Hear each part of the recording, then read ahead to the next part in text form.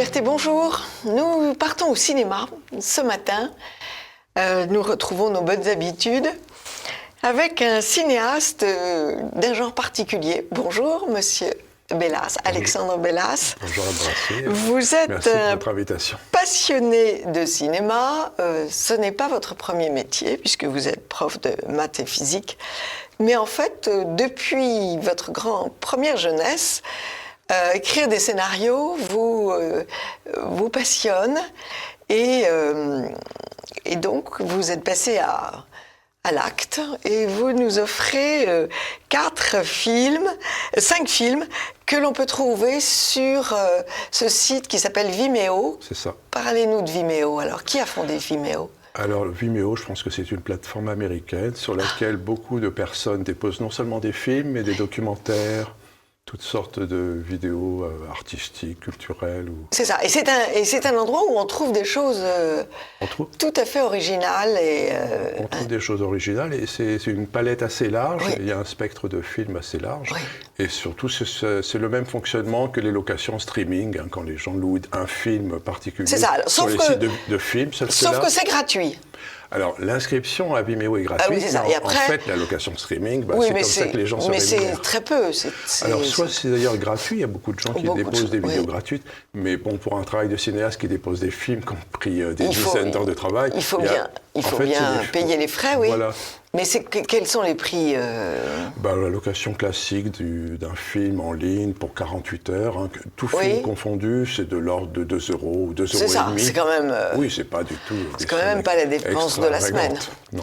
Voilà, donc ça c'est important de le savoir. Vimeo. Ça marche assez bien, c'est pas compliqué, c'est pas... Voilà, alors donc en fait, simplement Vimeo veut effectivement, à travers cette passerelle, se générer un apport de nouveaux clients. Oui. Donc c'est vrai qu'il faut quand même ouvrir un compte gratuitement. Il faut donner son adresse Internet.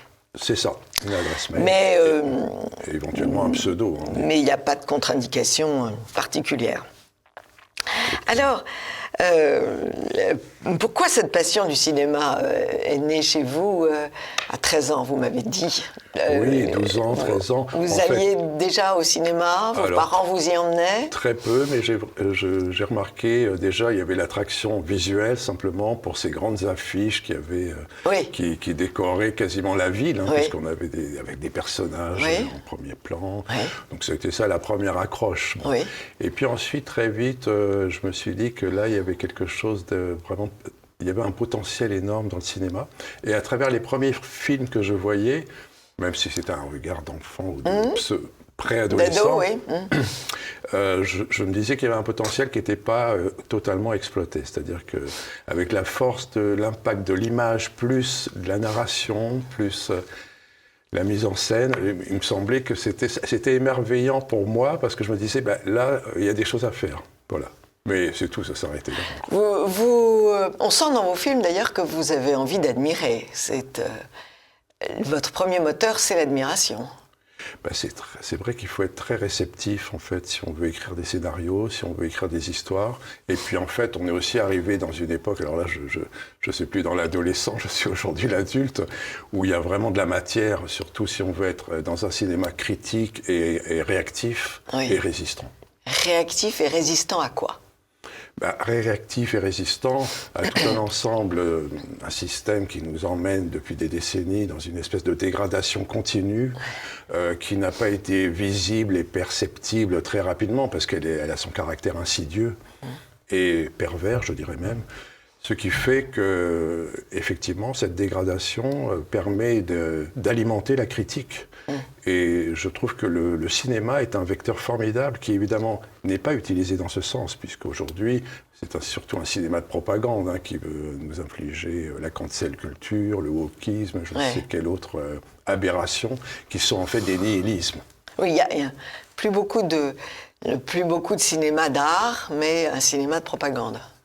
C'est ça qu'ont pu remarquer de façon tout à fait insidieuse, mais les thématiques sont constantes. Ah oui. D'ailleurs, je parlais de ce critique de cinéma du Figaro, Éric Nehoff. Oui. Justement, il a écrit un très bon livre dont j'ai oublié le titre, mais en fait, lui qui doit, je crois, observer chaque semaine des scénarios pour les critiquer, pour les sélectionner, il disait clairement qu'il en avait assez, parce que c'était toujours un peu la même thématique. Oui, c'est toujours les mêmes obligations, c'est toujours les mêmes... Non, c'est sûr. Et il n'y a qu'à voir d'ailleurs, j'annonce aux téléspectateurs la sortie du film fait par Nicolas de Villiers, le nouveau patron du Puy du Fou, et sur lequel les critiques se déchaînent. Alors, j'ai pas encore vu le film. Moi non plus. Mais les critiques se déchaînent absolument. Alors, la critique de Libération... trouve que c'est un film de propagande. Par contre, Libération a beaucoup aimé Les Tirailleurs sénégalais de Omar Sy, là, qui est relativement faux, puisque Bernard Lugan l'a démontré. Un film qu'on appelle Lumineux sur l'avortement. Il faut être gonflé pour mettre l'adjectif lumineux sur un film pro-avortement. Moi, je n'ai vu que la présentation dans une salle de cinéma. Ça a été pour moi assez dur et j'ai gueulé dans le cinéma propagande, tellement c'était odieux. Les femmes se succédaient pour dire que c'était vraiment fantastique. Bon, c'est quand même un peu gros. Et alors, œuvre solaire, voilà.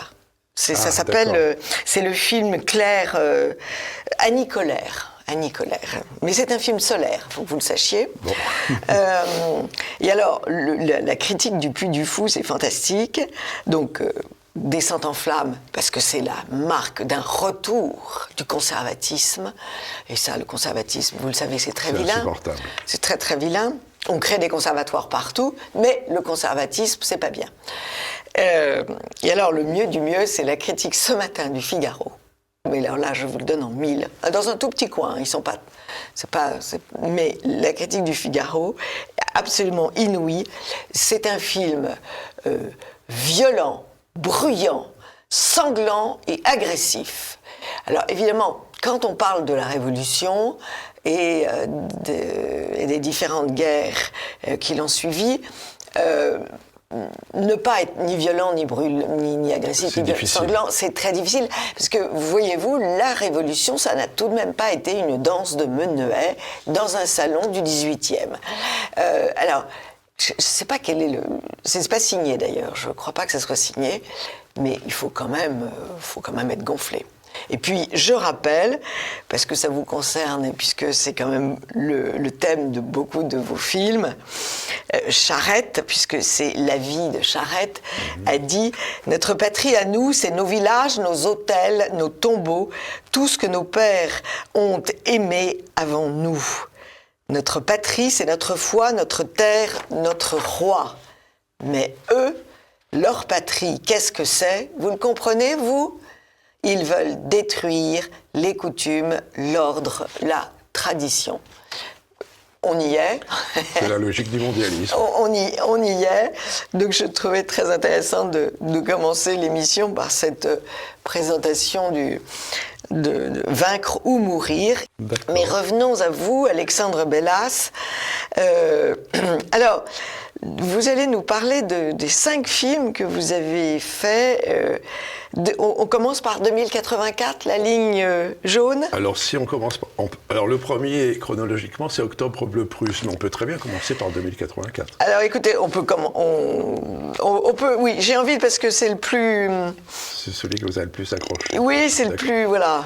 Alors sinon, oui, je parlais de mes... Alors là, je peux le montrer rapidement. C'est vrai que les Vos carnets de scénarios, les carnets d'adolescents, hein, c'est ça, en fait. Ah oui, vous avez bien gardé. Donc j'ai gardé tout ça, Vous avez bien gardé, oui. Et bon, voilà. Donc c'est pour la curiosité. Ils sont jolis, mais ils sentent en effet leur ancienneté. Ah oui, ils sont très anciens, mais il y a réellement de la littérature de 12-13 ans.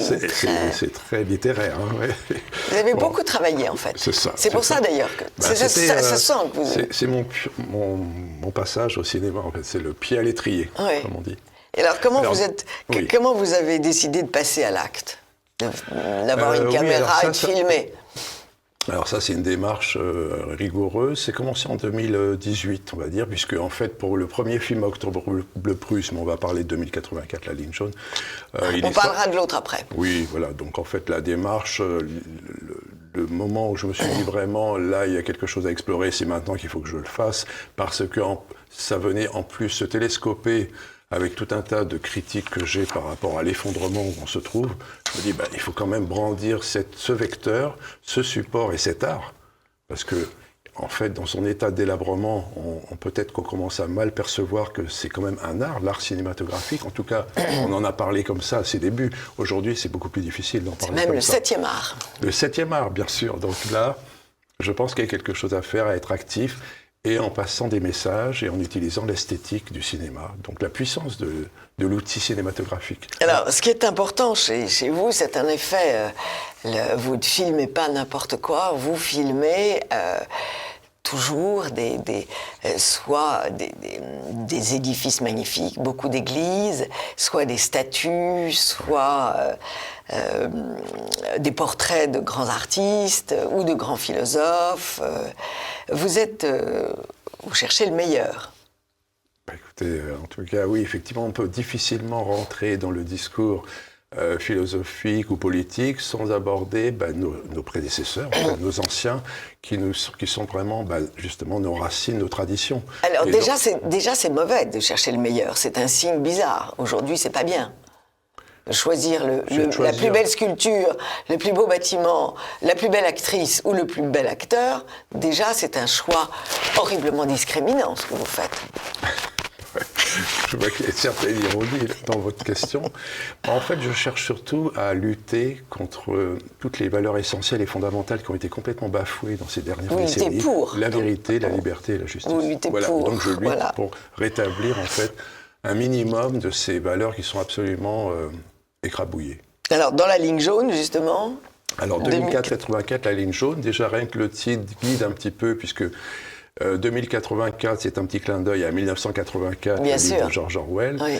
Et puis, La ligne jaune, c'est puisque là, on est en pleine effervescence du mouvement des Gilets jaunes, que je considère comme la base de la pyramide sociale. Donc, on le verra plus tard par mon entrée de plus en plus insistante dans le cinéma. C'est aussi à travers la participation à des manifestations que j'ai tenues équilibrées durant toute la période qui va de octobre 2020 à... Je me suis arrêté à fin 2022, en allant à des manifestations de Gilets jaunes ou des patriotes, pour avoir un équilibre. D'accord. Donc La ligne jaune, c'est aussi un clin d'œil au mouvement des Gilets jaunes, et notamment les 3 citations que je mets en exergue du film sont des incitations qui incitent au courage. C'est un peu une sorte... Malheureusement, le film n'a pas été assez vu par assez de Gilets jaunes, j'imagine. Mais il y avait 3 citations de Beethoven, de Napoléon Bonaparte et de Hegel. Et puis, vous citez Orwell, je crois que je ne sais plus si c'est dans ce film-là, fameuse phrase d'Orwell, « La guerre, c'est la paix, la liberté, c'est l'esclavage, l'ignorance, c'est la force », et on est en plein dedans. On est en plein dedans. C'est extraordinaire. Enfin, je veux dire, on envoie des chars pour la paix, bien évidemment, alors que ça va prolonger la guerre de mois et de mois de sanglants combats. La liberté, on vous dit « soyez libres » et en fait, on en cache tout le monde et on n'est pas du tout dans un temps de liberté. Et puis enfin, l'ignorance, c'est la force. Là, on organise l'ignorance et on dit que vous serez fort. Exactement, c'est-à-dire on organise l'analphabétisme. Il faut voir que quand même notre ministre de l'Éducation nationale, sa priorité à lui, c'est l'éducation sexuelle. C'est-à-dire on est arrivé dans le pire classement européen en ce qui concerne la capacité de lire, d'écrire et de compter, qui sont un peu les 3 fondamentaux. On attend de l'école qu'elle donne une instruction. Non, pour notre ministre de l'Éducation nationale, il faut d'abord il y a la question du genré, je peux choisir mon sexe à 4 ans. Oui, absolument. Et c'est ça la priorité. Et surtout que les toilettes soient différentes, qui ne soient pas différentes. Ça, c'est quand même essentiel. C'est le problème, la question de ce début d'année 2023. Il faut être conscient, monsieur, il faut être conscient. C'est vrai que là, il y a du travail. Franchement, il y a de quoi se retrousser les manches. Alors, comment est-ce que vous... Alors, pour faire comprendre aux auditeurs, on va essayer de faire passer des passages de votre film, mais c'est pas simple. Mais pour faire comprendre, vous êtes en voix off. vous filmez de façon très artistique, vous filmez et vous dites un texte que vous avez écrit en voix off. Tout à fait. Alors la narration est vraiment très présente et j'y insiste et j'y tiens beaucoup, en fait, oui. dans l'ensemble des 5 films. Oui, oui. Alors aussi bien dans ce film-là, c'est vrai, mais alors ce qui peut aussi répondre pour la question de 2084, la ligne jaune, c'est justement ces 3 citations-là. J'ai pris soin de les noter. Et c'est très court. Oui, allez-y. Justement pour encourager... Donnez-nous. Parce qu'en fait, elles sont d'une grande actualité, parce qu'en réalité, c'est pour encourager tous les résistants, finalement. Hein. Oui. Donc ce sont des véritables messages donnés par Beethoven. Ce qui compte avant tout dans l'effort, c'est l'action plutôt que le résultat. On peut en discuter d'ailleurs, c'est ouvert à la polémique. Bonaparte, alors là franchement c'est encore plus fort, n'interrompez jamais votre ennemi lorsqu'il est en train de commettre une erreur. Donc là il faut en profiter. C'est même une plaisanterie ça. Et Hegel, rien de grand ne s'est accompli dans le monde sans passion. Écoutez la forêt qui pousse plutôt que l'arbre qui tombe. Je pense qu'on a de la matière. C'est très beau ça aussi, oui, c'est très très beau. Alors la narration effectivement qui revient sur le film 2084, la ligne jaune, c'est vrai que, comme vous le dites, j'ai mis beaucoup en démonstration des églises, notamment l'église Saint-Roch. d'Étretat. Et l'église d'Étretat. Saint-Roch, c'est venu beaucoup plus tard, c'est le dernier oui, film. Oui. L'église d'Étretat dans le pays cauchois. Oui. Et surtout, là, c'est vraiment un film message, un film colère contre justement la stupidité des hommes par rapport à la guerre. C'est-à-dire que l'église d'Étretat, il y a quelque chose de très particulier, c'est que vous avez en contrebas l'église et vous avez en hauteur un cimetière de militaires. Et je dis, voilà, en fait, ce qui se passe, je coupe l'écran en 2 d'ailleurs, en fait, avec la construction et tous les outils particuliers des charpentiers, de toutes les sortes de métiers pour construire une église, tous les efforts qui sont faits. Et la guerre, c'est quoi? C'est qu'on peut raser cette église en 5 minutes, avec des obus. Voilà. On construit des églises qui ont des millénaires, qui ont toute une histoire, toute une tradition. Et on les rase. On les rase en 5 minutes. Voilà aussi où mène la stupidité humaine. Et vous avez aussi une très jolie image, je ne sais plus si c'est là, le cimetière qui réunit chacun, qui nous réunit tous, avec une jolie litanie. Alors effectivement, je ne sais pas si c'est un rappel aussi de Chateaubriand qui dit que les morts nous parlent, les morts sont toujours vivants. Oui, mais c'est un passage dans lequel vous montrez, c'est un cimetière très ancien où vous dites l'aristocrate du village et le paysan, les 2 ennemis depuis 3 générations. C'est ça, effectivement. C'est assez joli. C'est une assez jolie litanie. Alors c'est une église qui n'est pas celle d'Étretat, mais qui est dans le pays cauchois, tout à fait dans la même région. Et effectivement, à un moment donné, et il y a aussi une question qui est posée, en fait, quels sont ceux qui vraiment ont été satisfaits de leur vie, en fait? Quels sont ceux qui ont pu exercer leur capacité et leur vocation pour les amener au point où ils seraient souhaités? Voilà, il y a aussi une question qui est posée. Il y a une question qui est posée, oui, absolument. Alors, alors revenons à celui que vous vouliez que nous évoquions en premier, qui est Octobre bleu Prusse. Alors oui, Octobre bleu les questions de Beethoven. Beethoven qui dépasse sa souffrance. C'est ça c'est aussi formidable, c'est un formidable message. En fait, Octobre bleu Prusse est venu d'un document qui m'est venu un peu par hasard. Je ne sais pas comment j'ai atteint un document qui était écrit par un lieutenant et qui aurait assisté à une scène, à un dialogue entre Napoléon Bonaparte et Hegel, le philosophe allemand Hegel. Et tout ça dans la ville d'Iéna où Hegel enseignait. Et comme j'ai fait des recherches sur cette époque, quels étaient les événements culturels, historiques, politiques, évidemment j'ai trouvé Beethoven, qui n'est pas très loin, il est à Vienne, en train de rédiger son unique concerto pour violon, qui va en fait être publié en décembre 1806. Donc je me dis, pour qu'il soit publié en décembre 1806, c'est pas non plus faire une grande extrapolation que de dire qu'à la veille de la bataille d'Iéna, le 18 octobre 1806, à 3 mois d'écart, il était peut-être en train de la composer. Donc voilà, ça c'est de la fiction, parce que j'ai aucune preuve. Donc je l'ai fait se réunir, et ça c'est vraiment un bijou quoi, de cette trouvaille chronologique, et ils sont là en synchronisation. Le philosophe qui représente le monde de l'intelligible avec Hegel, le compositeur musicien Ludwig van Beethoven qui représente le sensible, et puis le stratège Napoléon Bonaparte, quoi, qui sont là réunis.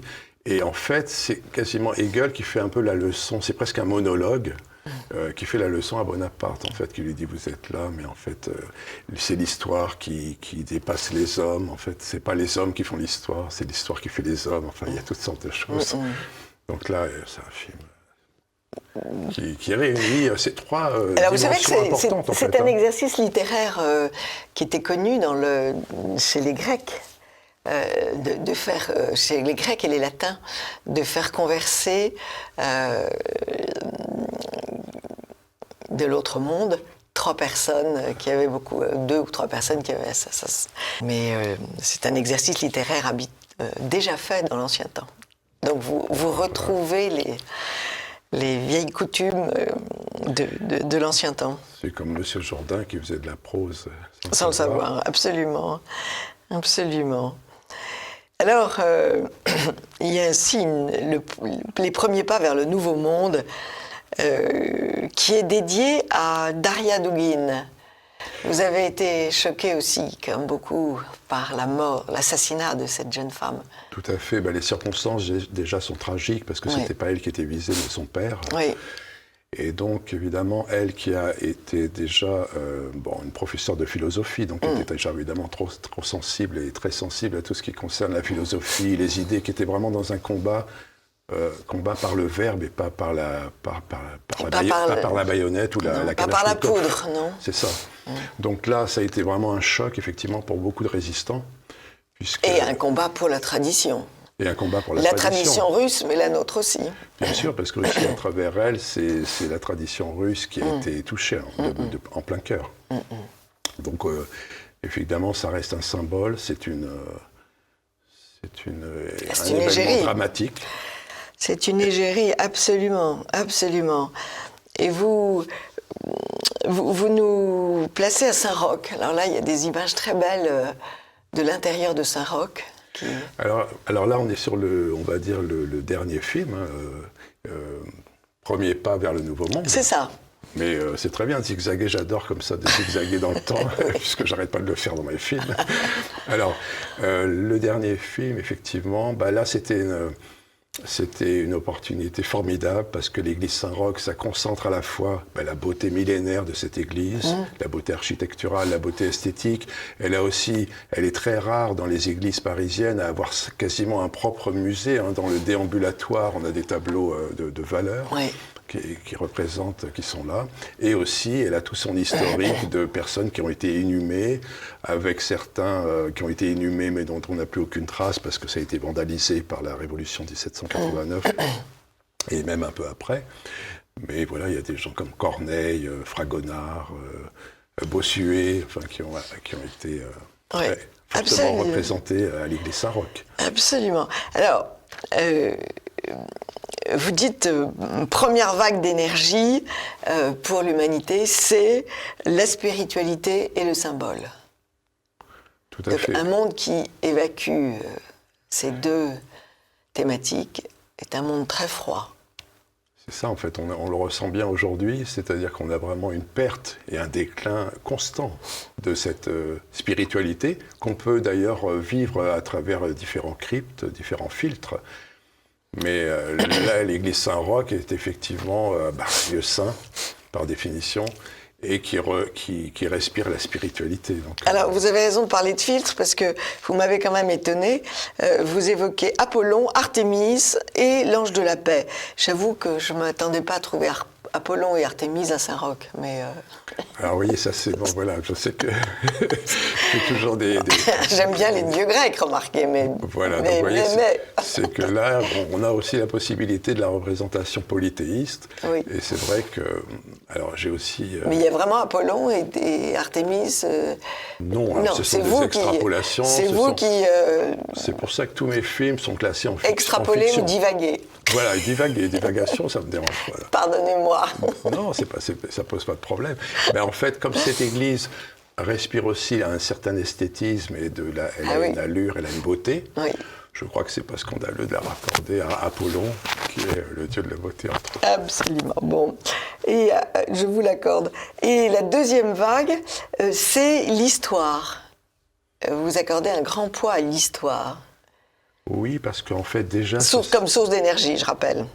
Parce que sur les marches, enfin, l'église Saint-Roch est rattachée à un événement historique fondamental, c'est-à-dire il y a eu même une guerre rangée contre les derniers royalistes qui voulaient s'insurger, et Bonaparte les a matés sur les marches de l'église Saint-Roch, oui. C'est-à-dire qu'on a encore, on a encore des traces, même sur les colonnes à l'entrée, des impacts des balles, des fusillades, de cette fusillade organisée par Bonaparte. Et j'ai d'ailleurs cité, plutôt en description qu'à l'intérieur du film, un certain parallélisme avec la situation d'aujourd'hui d'Emmanuel Macron. C'est-à-dire que là, à cette époque, Bonaparte était un peu en perdition. Et je crois que c'est Murat qui lui a donné l'occasion de se remettre en selle, en fait, de reprendre du pouvoir politique à travers une action cinglante et violente et brutale, quoi. Et sanglante. Cinglante et sanglante. Est impropre à un chef de gouvernement. Et oui, vous citez Macron qui va dire à Londres qu'il n'y a pas de culture française. Voilà, donc là, effectivement... Ce qui a dû quand même choquer quelques Anglais, parce qu'ils viennent en pèlerinage pour voir nos châteaux de la Loire, pour voir tous nos... Mais je ne me souviens pas si c'était pas sur un parterre de la City où il fallait un peu flatter les financiers. Donc les financiers, il ne faut pas forcément trop leur parler. C'est hallucinant, c'est hallucinant cette phrase, oui. Alors effectivement, j'ai voulu l'intégrer dans le film. Pour m'en servir d'appui, en fait, c'est un levier pour ensuite installer la critique de la cancel culture. Parce qu'en fait, cette église Saint-Roch, c'est un formidable témoignage de tout ce qu'il faut mettre en avant pour s'opposer à la cancel culture. Tout est concentré ici. Absolument, absolument. Alors, il était une fois le dernier cinéma de Paris. Alors, encore une fiction, de toute façon, tous ces films sont des fictions, sauf le prochain qui est en cours. Alors, il était une fois le dernier cinéma de Paris. Là, c'est aussi, je dirais même que c'est un film à la fois fiction, science-fiction, et même un peu mythologique, puisque j'introduis un dieu du temps, Demos Chronos, qui fait une rétrospective qui est en 2084, qui est étonné de voir arriver des humanoïdes, et donc il se pose plein de questions. Il est aidé par une déesse qui habite une planète voisine, Métaphora. Cette déesse qui s'appelle Aphrodigita, qui est un espèce de jeu de mots avec Aphrodite et digital, puisqu'on est dans le monde digital. Et puis, comme ça, en remontant le temps, eh bien, il s'aperçoit qu'en fait, on est dans un processus qui nous amène en 2034, et finalement, sur la planète Terre, n'existe plus que des cinémas qui sont tous identiques, qui s'appellent Le Bien et le Mal, dans lequel se situent des interrogatoires. Ces interrogatoires se rapprochent beaucoup de l'intoxication et de la propagande où on s'est trouvé, c'est-à-dire avec des bonnes questions, où il faut répondre les bonnes réponses pour ne pas être envoyé dans des camps. Ou absolument, absolument. Voilà. Ah non, mais vous êtes très costaud dans la contestation d'une certaine propagande qui nous tombe sur la tête matin, midi et soir. Je crois qu'on n'a pas le choix. Et comment vous êtes venu à cette contestation ? C'est de tout le temps ou c'est... Oui, alors c'est vrai que moi je considère que les dernières décennies sont un peu comme un mouvement de balancier qui est un jeu d'illusions entre droite et gauche, dans lesquels finalement ce sont des lobbies financiers qui tenaient les rênes en coulisses. Et donc tout ce jeu de dupes, toute cette pièce de théâtre un peu m'horripilait quoi quelque part. Donc j'ai essayé de me raccrocher à des valeurs. Pourquoi en fait ça me mettait en colère ? Je me suis dit il y a des valeurs qui sont vraiment estampillées. C'est vérité, liberté, justice. Moi, j'ai un peu mon triptyque qui est transversal à tous mes films. Et ça donne une force quand on a vraiment cette conviction. C'est une grille parfaite pour voir le monde. Hein. C'est une grille parfaite. Et aujourd'hui, je dirais malheureusement, il y a de la matière à se révolter. Absolument. Et alors, le nouveau film qui est en gestation ? Alors, le titre est encore provisoire. Pour l'instant, ce serait « Cancer de patiente à... pas résistante, mais militante, de patiente à militante. Là aussi, c'est assez ciblé, puisqu'il s'agit en fait de faire une introspection et une spectrale sur le système de santé et sur les déficiences du système de santé et la dégradation avec un système du service public qui est complètement dégradé, avec des contradictions intenables comme on manque de personnel soignant, mais on en laisse 15 000 sur la rue suspendus. Bon, ben ça sera très intéressant. On le signalera quand il sera sur la plateforme vidéo, promis. Et là, il s'agit de retracer étape par étape et chronologiquement le parcours du combattant par un cas concret. C'est-à-dire là, je ne suis plus dans la fiction, je suis dans le documentaire. Ouais. Une personne jeune de 32 ans qui est atteinte d'un cancer du sein et qui a eu toutes les difficultés pour être entre le test, le PCR, le QR code, le pass sanitaire pour accéder aux soins normaux qui sont prévus dans les protocoles de soins. Absolument, absolument. Alors, un téléspectateur vous cherche, il tape Vimeo, Alexandre Bellas. Et me trouve. Et il vous trouve, très bien. On va finir cette émission par un petit rappel de films de grande valeur aussi. Le hasard a fait qu'on m'a envoyé 3 séries faites il y a tout de même 40 et 50 ans, le temps passe vite. Mais j'ai pris un tel bonheur à écouter ces films, ces vidéos, que je voulais partager ce bonheur avec vous, chers amis de TV Liberté. Le premier, c'est Au plaisir de Dieu. C'est tiré de ce grand roman de Jean d'Ormesson, qui a été tourné en 1974.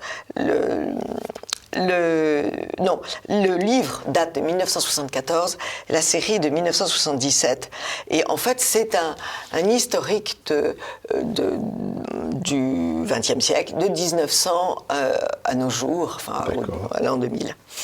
Et donc, l'on voit cette famille, le marquis, installé dans son château depuis des générations et des générations, qui donne, bien sûr, comme à chaque conflit, 2 fils à la guerre. Et c'est la vie des survivants et, bien évidemment, le déclin de cette vie, puisque les affaires économiques sont prises en main par les banquiers et que, évidemment, la vie d'un château, avec tout ce qu'elle comporte d'économie personnelle, n'a plus lieu d'être et est balayée. C'est extrêmement bien fait. C'est très instructif pour des gens qui n'auraient pas eu de cours d'histoire et qui ne sauraient pas ce qui s'est passé au XXe siècle. C'est vraiment très, très bien fait. Et on peut les trouver facilement. Vous tapez Au plaisir de Dieu. Il y a 6... Oui, il y a 6 épisodes. Alors, ce sont des scènes lentes. C'est là où on voit la différence de filmer avec aujourd'hui. Ce sont des scènes lentes. C'est vraiment, on prend son temps. On voit les saisons se suivre, mais c'est vraiment... c'est extrêmement instructif, c'est extrêmement fin. Pour une fois, Jean d'Ormesson, parce que Jean d'Ormesson est quelqu'un d'assez compliqué, qui m'a dit une fois, j'ai deux côtés de ma famille, comme tout le monde. L'un des gens très engagés dans le siècle, des républicains, sous-entendu merveilleux, et l'autre, des colons qui ont fait suer le burnous. Là, je me suis dit, il a un problème. Ces caricatures ne sont pas tout à fait dignes d'un normalien. Et dans ce film, il montre bien les dérives des uns et des autres. Le fils qui lui reste, qui va devenir prêtre, et prêtre rouge, qui va s'engager dans la guerre d'Espagne, n'est-ce pas ? Parce que la vérité était du côté des brigades internationales et du communisme, évidemment. Donc, comme la philosophe résistante Simone Veil. On n'a pas parlé de ce film. Oui, c'est vrai. C'est vrai, il faudra en reparler. Et mais il n'y a pas de... Il présente, il n'y a pas de jugement, il n'y a pas de... C'est assez bien fait. C'est donc assez factuel. C'est assez bien fait. C'est une leçon d'histoire merveilleuse. Alors, en plus léger, beaucoup plus léger, mais infiniment plaisant, c'est Un château au soleil, avec Jean-Pierre Mariel, Annie Dupéret et Edwige Feuillère. Duperrey qui est quand même une belle figure de la résistance aujourd'hui. C'est fabuleux, c'est une grande figure de la résistance, absolument. Alors c'est l'histoire d'Artus de Montdenis, qui habite à Montdenis, bien sûr, rue Montdenis, qui est un marquis ruiné et qui est poussé par son fils à vendre le château. Alors arrivent des tas de péripéties, mais c'est absolument merveilleux. En plus de ça, c'est la jonction entre deux mondes, le monde d'une scientifique qui va tomber tout à fait amoureuse du marquis. Les dialogues sont inouïs, extrêmement percutants, et l'on comprend pourquoi, puisque c'est Didier Decoing qui a fait le scénario. Ah, donc Didier Decoing étant un grand écrivain, on a quelque chose de... On a des dialogues vraiment merveilleux, une fantaisie inouïe. Je conseille Un château au soleil, vous vous régalerez. Et puis alors, la dernière série, alors là, ce n'est plus la vie de château, c'est la vie des forçats de la mer, c'est la vie des marins bretons en 70, c'est pas très loin. Et ça s'appelle Les cousins de la Constance. Les cousins, parce que ce sont deux cousins qui s'associent pour acheter un bateau qui s'appelle la Constance. Et c'est très très beau, c'est bien sûr un film triste, horriblement triste, mais en même temps, c'est un film heureux. On voit des femmes attendre leurs marins, se débrouiller seules. On a envie de dire aux féministes, vous voyez, on ne vous a pas attendu pour être forte. Les femmes sont fortes. Et c'est elles qui dirigent la maison, puisque ces marins partent 15 jours dans la pêche au chalutier, ils reviennent 2 jours et ils repartent. Donc, on peut dire que ce sont quand même des grands absents. Et on se rend compte que la vie de ces pêcheurs était vraiment une vie de forçat. Et que ça s'est terminé par l'élimination de la pêche au chalut, puisqu'il y a beaucoup moins de pêcheurs individuels. Maintenant, c'est des grosses sociétés qui raclent le fond des océans. Et donc c'est un film documentaire, mais il y a une histoire dedans, il y a des histoires dans l'histoire. C'est le contact aussi entre les gens de la ville et les Bretons pêcheurs. Alors, le contact aurait pu être mauvais, pas du tout. Il est très intéressant et enrichissant. Et on s'aperçoit que les Bretons sont comme les Espagnols et les Portugais qui louent leur maison pour survivre, pour payer les emprunts de la maison. Alors, dire que déjà en 70, les gens sont obligés de louer leur maison pour la payer, ça vous fait quand même un peu mal. Enfin, c'est 3 films à voir: Au plaisir de Dieu, Un château au soleil et Les cousins de la Constance. Et donc, on rajoute votre film sur Simone Veil.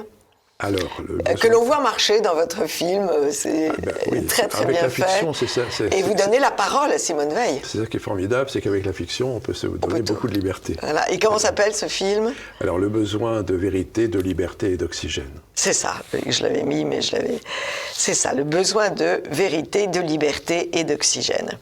Vimeo, Alexandre Bellas. Voilà, et s'il fallait finir par une belle phrase, puisqu'on est sur ce film. Oui. C'est dans le chapitre sur un des livres, La pesanteur et la grâce de Simone Veil, où elle définit la vérité. Ça commence comme ça: le besoin de vérité est plus sacré qu'aucun autre. Absolument. Il n'en est pourtant jamais fait mention. Voilà. C'est une merveilleuse conclusion. Merci beaucoup, Alexandre Bellas. Merci beaucoup, et allez sur Vimeo, chers amis de TV Liberté. À très vite.